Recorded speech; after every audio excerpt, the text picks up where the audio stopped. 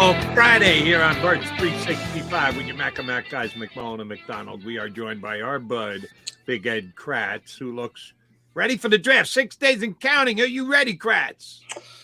I'm ready to go, baby. Hard to believe that in 1 week we'll know who the Eagles did or didn't take, next Thursday night when everything gets underway. But I'm psyched. It's so unpredictable, this draft, that I'm pretty excited to see how it turns out. I think, the draft is, I always say, obviously the Super Bowl is the biggest thing for the NFL, but if you think about it, it's only 2 teams, whereas, the draft, all 32 teams are involved and fans are so excited, so hyped up that they're going to get the next superstar.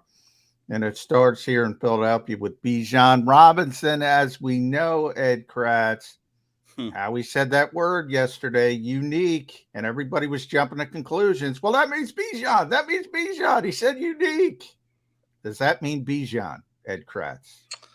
Well, he is unique, isn't he? I mean, he's a guy that catch. I don't know. I mean, he's a guy that he can catch the ball out of the backfield. So, apparently he runs really good routes. These draft people that study this stuff say he can run routes. So you can line them up wide, you can line them in the slot, you can play them all 3 downs. That probably makes him unique among today's running backs, that he can play all 3 downs. Now, let me interject, because a lot of people say McMullen hates Robinson. I don't hate Robinson. I think he's one of the best players in this draft. I don't think the Eagles are taking him. But I look at Saquon Barkley and I say to myself, is he more unique than Saquon Barkley? Now, me personally, I don't think so. And I wouldn't take Saquon at number 10. And I think he's really good. And the Giants took him at number 2, obviously. So they were in the same category. Where do you guys see him? I'll throw that out to both of you. Where as far as an Ezekiel Elliott, I think he's more athletic, and Ezekiel Elliott had a great first 3-4 years of his career. But Saquon, to me, is a better comp. Is he better than Saquon? I don't know. I mean, Saquon's been hurt. Hard to tell. He's had a good career, but it's all based on usage. Maybe the Giants didn't feel like they could, they wanted to line him up wide. They've been through a couple different coaches over there. Maybe they just never figured out Saquon and what he can do. I think in a Nick Sirianni run offense, I think Nick Sirianni knows exactly what he would do with Bijan Robinson. So, yeah, he's probably more valuable on that front. I mean, if Saquon Barkley was in this offense, maybe they're lining him up wide. I don't know. But I just think you have to let guys stand on their own. I'm not a big comp guy. I don't like to compare guys to other guys, especially ones that have been in the league like Saquon has for a while. Maybe they just never figured out that, hey, we can put him out wide and throw him the football, 35 times a season. Bijan, I think you can do that. I do like to compare guys to other guys, but here's where I would make my comparison to what you thought of them when they were coming into the draft.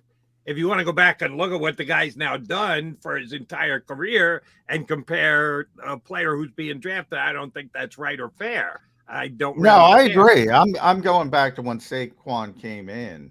To me, Saquon's right. And I like thought a better Saquon prospect. was better, yeah. But that's why he went at number 2. Yeah. So is the difference enough to say, oh, you can't touch him at 10? No, that's 8 slots in the first round. That's a pretty big difference. If he's not quite Saquon Barkley, it doesn't mean you can't take him at 10. The Eagles can. Well, yeah, but but from my perspective, I'm not comparing slots, because I wouldn't have taken Saquon at number 2, and I think Saquon's a better prospect. I wouldn't take him at number 2. I probably wouldn't have taken him at number 10. So you truly you're buying into the NFL philosophy of running backs are close to a dime a dozen at this. Well, it's not that they're a dime a dozen. It's the value isn't there. We talk a lot about, and Howie talks a lot about it, and valuation, and it's got to match up with where you are. And the Eagles don't expect to be. He mentioned that, Ed. They don't expect to be in this position again in the near future, because they're going to be a pretty good team. And from that perspective, that means you got to take advantage of it. You and I were on that Mark Dominic call earlier this week, and Mark brought it up. don't be surprised if he goes up. And I think if he's going up, he's probably going up to get Jalen Carter. He never talks about players, but he mentioned Dom DeSandro. We trust Dom. Dom's going to find out the information. Boy, I think Jalen Carter is the player they want. I'm just reading tea leaves. Thoughts on Jalen Carter? Well, he talk about unique. I mean, he's pretty unique too, right? He can play all 4 spots along that defensive line, inside, outside, over the nose. You can line him up anywhere. Is he the safest pick in this draft? No, I think Bijan Robinson is the safest pick for the Eagles. I mean, he's if you want a guy that's going to come in year one and make the veterans like Kelsey and Graham and Cox and Lane Johnson happy because, hey, he's going to make an immediate impact, and he's your guy. You bring in Jalen Carter. I mean, there's a lot of red flags with Jalen Carter, and it seems like such an un-Howie Roseman type of a pick. You know, he likes guys that like to play ball, and that's a question mark with Jalen Carter. How much does he like football? What's his passion for the game? It's a huge red flag when you show up for the biggest job interview of your life. I don't care what's going on in your life. You come in 9 pounds overweight and you can't even finish your workout. That to me is a huge red flag. Now, listen, I know they can have Dom DeSandro look into the past, but you have to question what's inside his heart, and there's no measurement for that.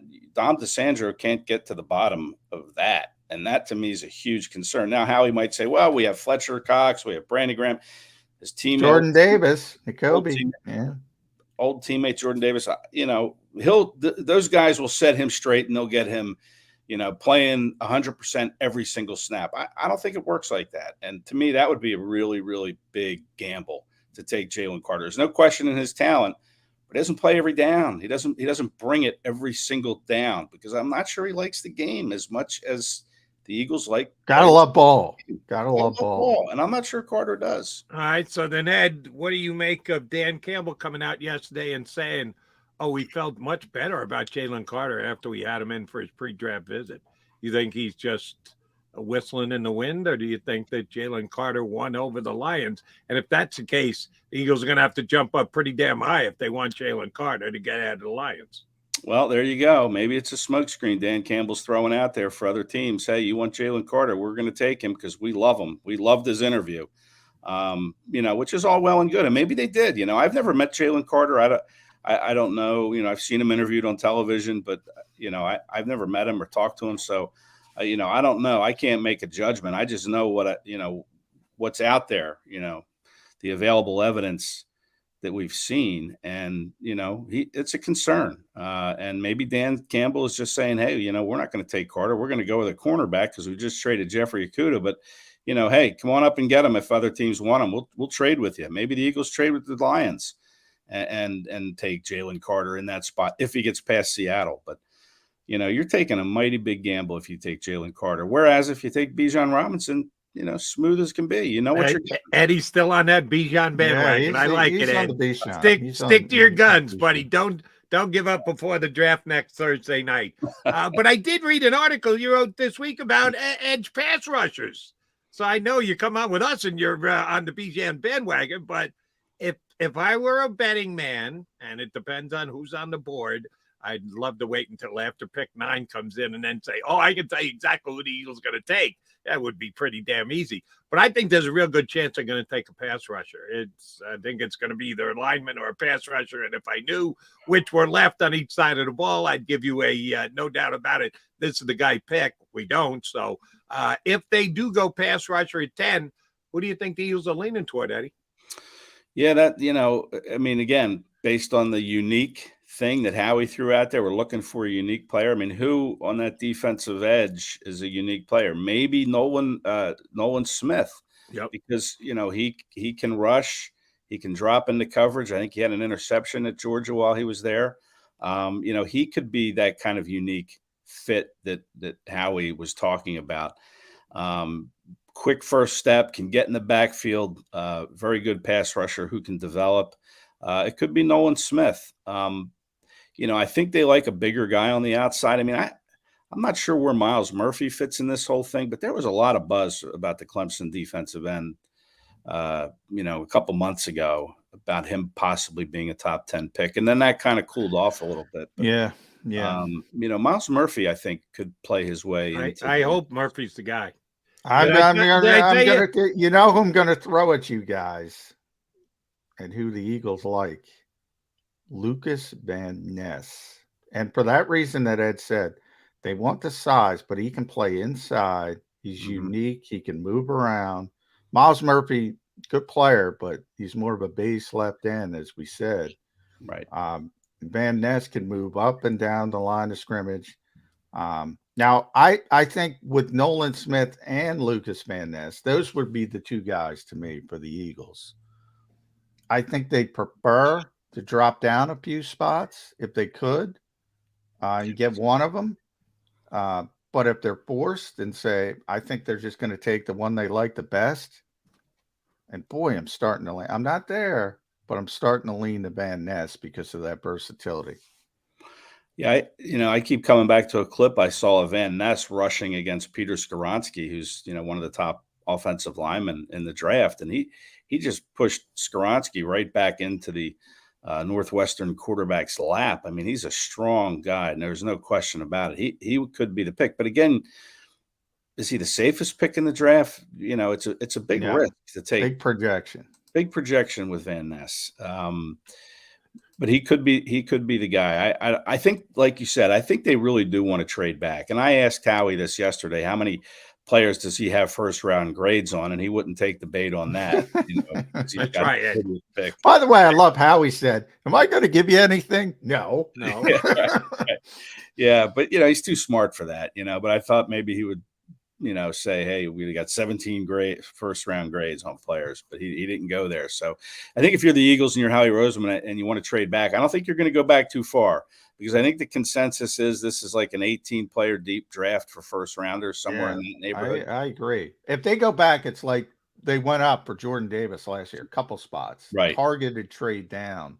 I think, because I think they like Smith and Van Ness, and they're like, if we can get one of them, I think it's going to be one of that deals. If we can drop down a few spots and get something extra, they'd be happy with either. That's the way I'm leaning a week out.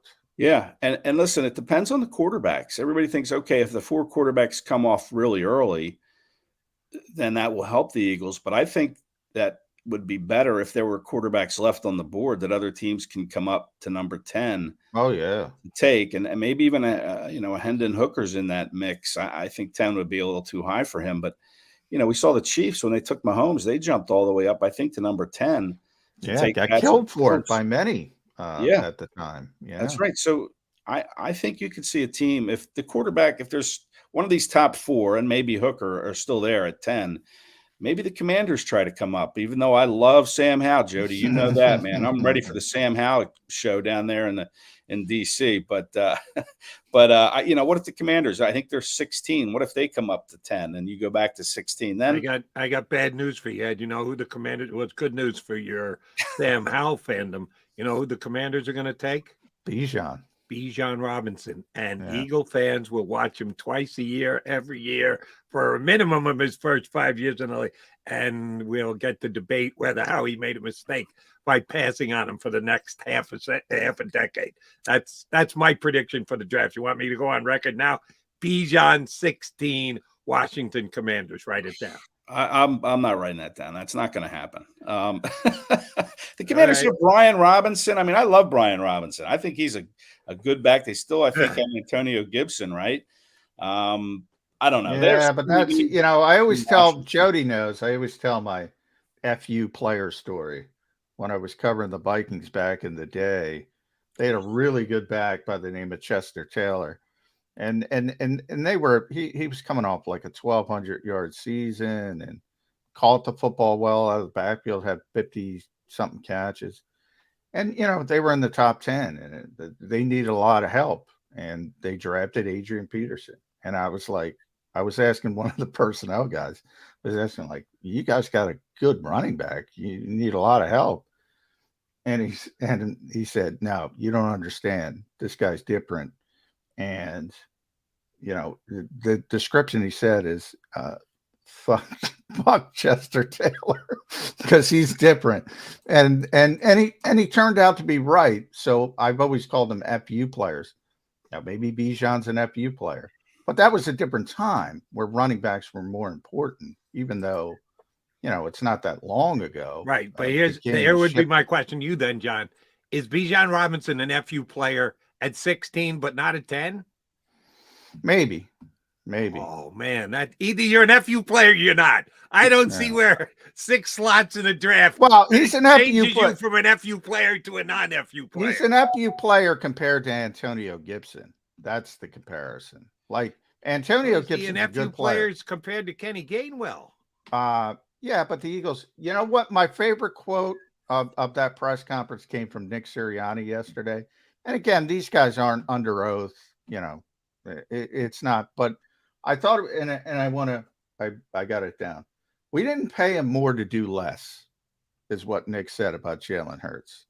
We didn't pay him more to do less. So everyone is going this assumption, where you're paying him $255 million, you're paying him $179 million guaranteed. Oh, you got to protect him. You got to protect him. No, they're going to play him the way he plays. That made him a superstar player. And that to me is why I continue to go. They do not need Bijan Robinson on this team because of Jalen Hurts. Jalen Hurts makes running backs better. They don't need the best running back. They don't need him because of Jalen Hurts. That to me is what makes the Eagles different. Other teams are obviously having in different situations. A more traditional running game, he could help them a lot more than he could help the Eagles. Not that he couldn't help the Eagles, because he's better than Rashad Penny or Kenny Gainwell or Boston Scott. But it's not, they need a defensive lineman. They need an offensive lineman. That is the reason why I just dismiss Bijan Robinson for Philadelphia. And maybe I'm wrong, but that's the reason. I was going to say, it's all well and good to say we didn't pay Jalen more to do less, but he's 24 years old. Eventually, you can't play him the way he's playing. It's just not going to work. He's going to get hit. He's going to wear down. Look at Lamar Jackson. Great first couple of years. He's hurt. Josh Allen in Buffalo talked about evolving his game now. He's 27. He doesn't want to take as many hits, and he doesn't even run as much as Jalen Hurts. Oh, he's reckless, though. He's reckless. And listen, Jalen got, he got waffled in Chicago. He got hit running the ball and landed on the hard turf, and he's lucky he escaped further injury than, on that shoulder than what he did. I just don't see this Jalen Hurts run the ball, the +1 in the backfield going on for the life of this contract. I just don't. And if you bring in a running back whose cost, you have him under control for 5 years, you get the 5th-year option, you're probably picking that up. Jalen Hurts will be 27, 28. He's not going to be running the ball as much. You need somebody to take that pressure off of him. And I thought Mark Dominic said it well, is once you invest, I think it was Mark Dominic, once you invest in a quarterback, you have to make sure you can have a controllable running back for the foreseeable future, because you're not going to be able to invest a lot of resources in a running back. Why not take one in the first round as good as Jalen Hurts or Bijan Robinson, or even Jahmyr Gibbs? I mean, I like Jahmyr Gibbs a lot too. And maybe you can get him later in the draft. But to me, that 5th year is pretty important to have. And that's what I think Bijan brings some value, is he will protect Jalen Hurts. And it's, Nick can get on his high horse and say, hey, we don't want him to do less. But that's great when he's 24. How about when he's 25 and 26 and Bijan's in the 2nd and 3rd year of that contract? Then let's see where Jalen Hurts is. I'm not worried until we get later into the 20s with Jalen. I think you're right. At some point, Nick can say all that he wants. At some point, they're going to have him running less. He's going to get beat up, older. Yeah, but I agree with you guys. But I think that's a natural evolution, and hopefully by that point, Jalen's 30, and hopefully everything goes well. And by that point, he's more comfortable just turning around and handing the football off, and you can evolve. And I think that's the hope from the Eagles standpoint. But right now, I think he's telling the truth, because that's not the first time. That was the best quip, but that's not the first time Nick has said that. He has said, we're not taking away his superpower. He said that, which was a good quote. He has said it pretty consistently. I don't think he's lying to us. I don't. Nor do I. And I No, think you're both right, partially.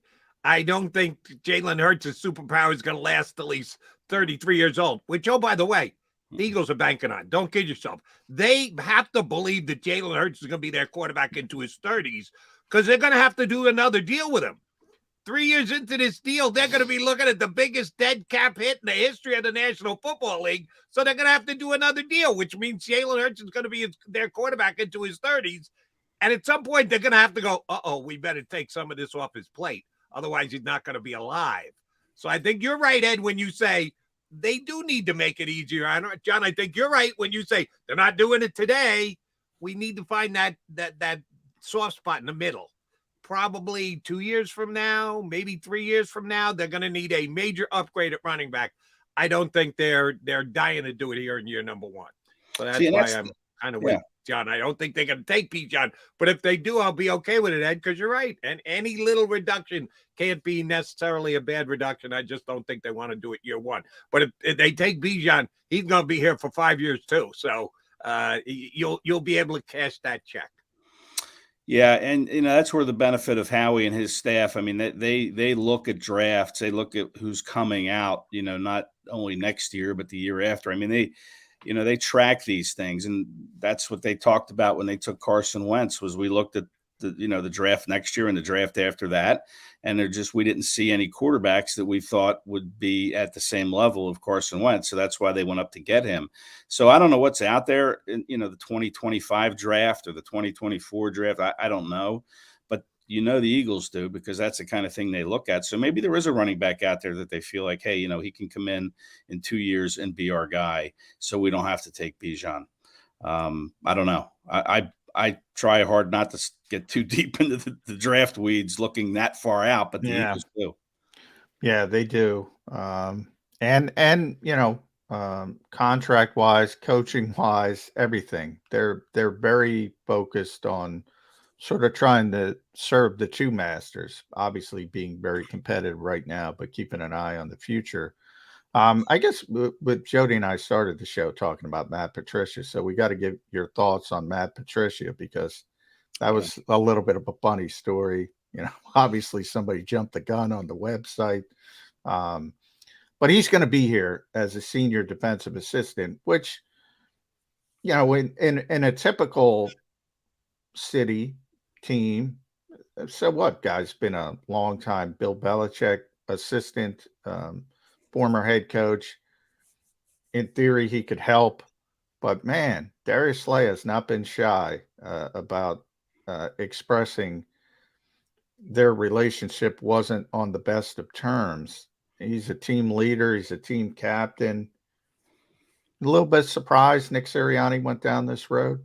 Yeah, I don't like it. I don't think it's a very smart move, but I might be wrong. I mean, they've talked to him. I haven't talked to Matt Patricia. But I don't like it. I don't like it for that reason, that it could upset the apple cart with Slay. I'm keep waiting to hear him hit social media to say something. I was checking.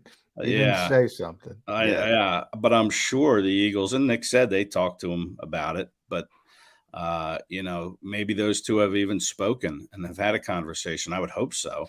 But yeah, I would bet against. Probably not. And that's, I just don't like it. And listen, he's one of those guys, when the Eagles hit that Philly special in the Super Bowl, they showed his face, I guess. And, it was like, he looked like completely shocked. He had the pencil behind the ear. I mean, in Philadelphia, he's kind of a villain, I think. I just don't like the move at all. And, maybe he'll bring the wisdom of being Bill Belichick's right-hand man for a while, but I think there's too many risks involved with bringing him on here. Yeah, I do like it. If here's the only way you can like it. In Nick, we trust.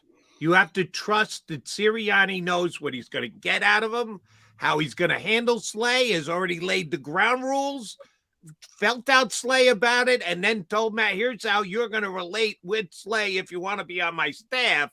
And Matt Patricia signed off on it.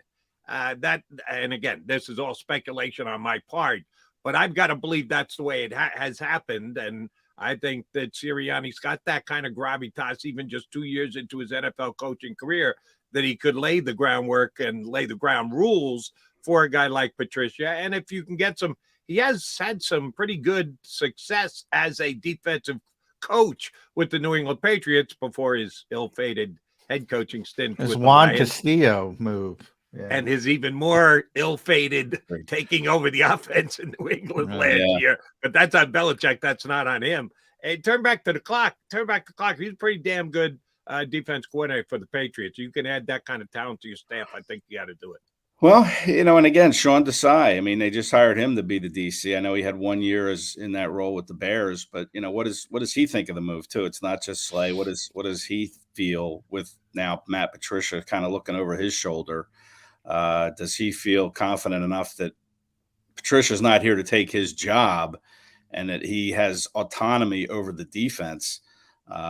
It's another question. Now, that's an interesting point. Legit. I haven't thought about that much yet. I did, kind of, I've talked a lot about the 70 sacks and the second ranked defense and the number one passing defense. And I said, Ed, even if you went to an uncapped league and you were able to keep Javon Hargrave and CJ Gardner-Johnson and TJ Edwards and Marcus Epps and everybody else, even if you were able to keep those guys, even if you got Jonathan Gannon back, they weren't going to have that same season. So many guys had career years. So many guys produced at a level they never produced. Howie talked about it yesterday as in regards to health. He's like, we're very aware that we got lucky on health and it's probably not going to happen that way. And everybody's going to play and everybody's, Kaiser and TJ Edwards, Nakobe Dean can get play because they never left the field. They played all 20 games. They never were hurt. It's pretty amazing, that kind of stuff. My point being, even in the best case scenario, it was going to take a little bit of a step back. Now, Sean Desai comes in, these massive expectations. He doesn't have Javon Hargrave. Right now he's got Nakobe Dean, Nicholas Morrow, Reed Blankenship, and Terrell Edmonds. That's, right up the middle of the field. Now he's got Matt Patricia. Philadelphia, Ed, if this goes south early and they're giving up 30 points a game, the pressure's going to ramp up really, really quickly. And when you have a big name in the building who maybe can fix the defense right away, I hadn't thought of that, but that could create some issues. Absolutely. And we'll see how it plays out. I mean, you're rattling off those up the middle names, and boy, you kind of cringe a little bit. Dean, Morrow, Blankenship, and Edmonds compared to Gardner Johnson and TJ and Kaiser, and it's a concern.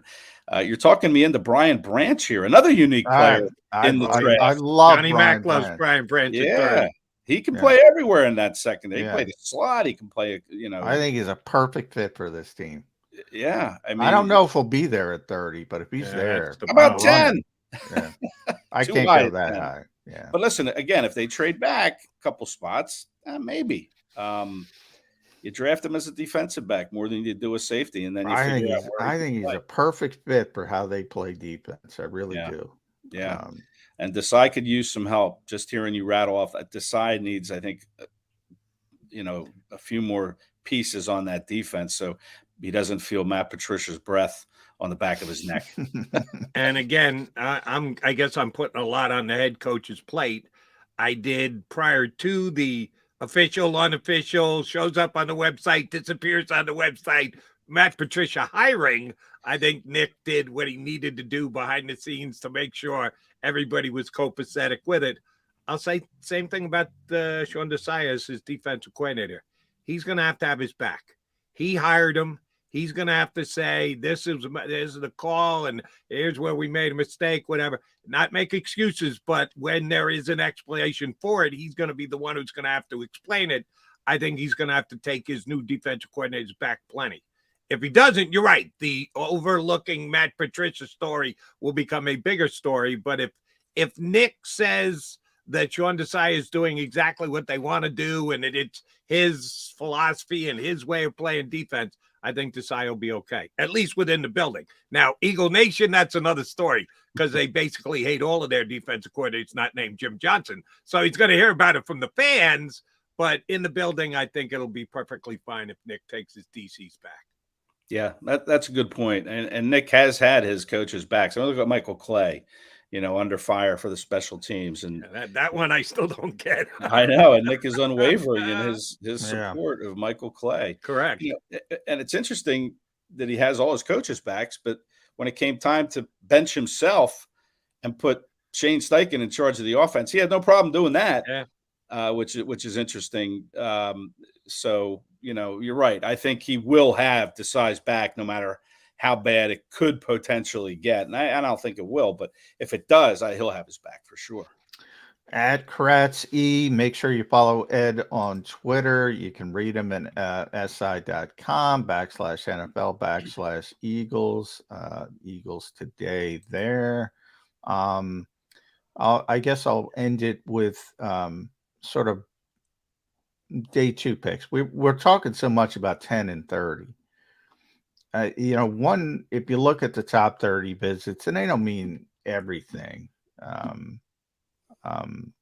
but the Eagles really had a theme. They went with a lot of interior defensive linemen as well, and day 2 guys, like potential picks there.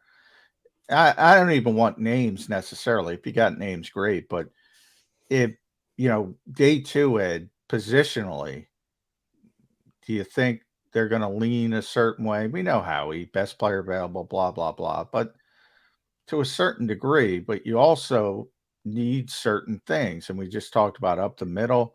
You getting a feel for positions on day 2? Yeah, it's so hard to talk about day 2 because you don't know what day 1's going to bring. Yeah. So, their needs are, I think, up the middle. Like you say, I think safety could certainly be in that mix.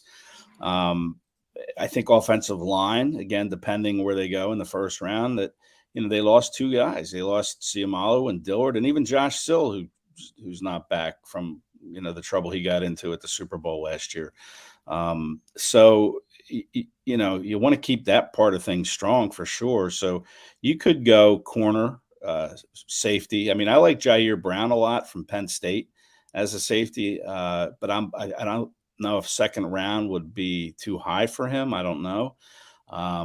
But there will be some players at those positions. I like Cody Mauch a lot from North Dakota State as a lineman because he's a unique player. He can play all 5 spots on that offensive line, like Isaac Siamalu could when they drafted him back in 2016. So I like Cody Mauch a lot.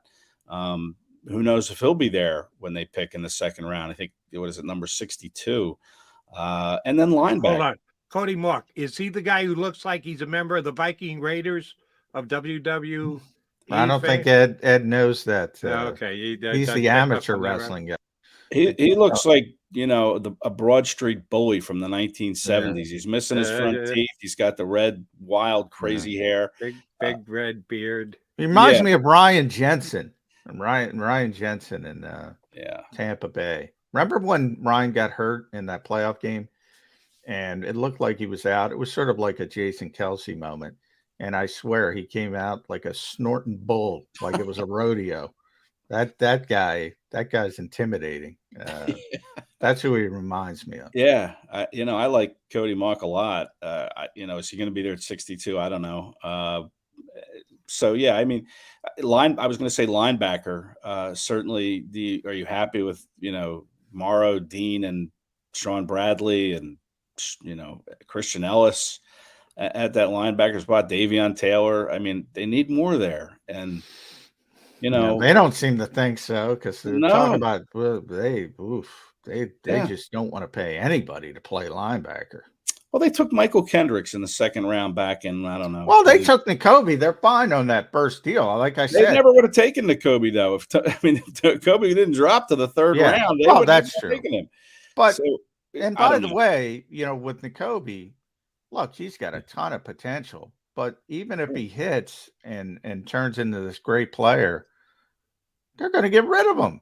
So enjoy it while you can. If you're a Nakobe Dean fan, I know Jody is. Enjoy it while you can. Yeah, 3 good years out of him before he starts to make too much money for the Eagles to pay him. Yeah. All right, last thing, and I want both of you guys to take on this, Ed, this for you as well before you go. The one thing I was reading between the lines that Howie said yesterday, and it's a pretty good between the lines, and I might be well off, but when he was talking about undrafted free agents, that's a key part, that he went into details of, you realize that other than first and second round picks, there are more undrafted free agents than there are later round picks.